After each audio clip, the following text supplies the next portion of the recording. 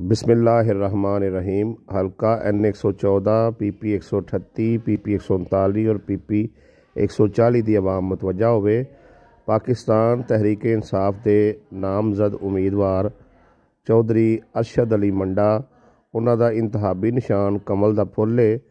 जिस तरीके तुहानूं इलम है कि जिमें खान साहब के कागजात नामजदगी मुस्तरद करवाए गए हैं, उवें ही अज ही अली असगर मंडा साहब के मुस्तरद करवाए गए हैं। कोई जुर्म नहीं मां सिवाए इमरान खान के नाल वफादारी दे। उन्हों का सियासी हरीफ जोड़ा खौफजदा है, तो तुसी घर घर जोड़ा ना अज रोज़ाना की बुनियाद पर यह पैगाम पहुँचाना है कि तमाम N114 की आवाम जी है वो कमल के फुल ते मोहर ला के ते अरशद अली मंडा साहब नूं कामयाब बनान। उन्हों की जित जी है वो अली असगर मंडा साहब की जित होगी, हल्के की आवाम की जित होगी, इमरान खान की जित होगी, पाकिस्तान की जित होगी।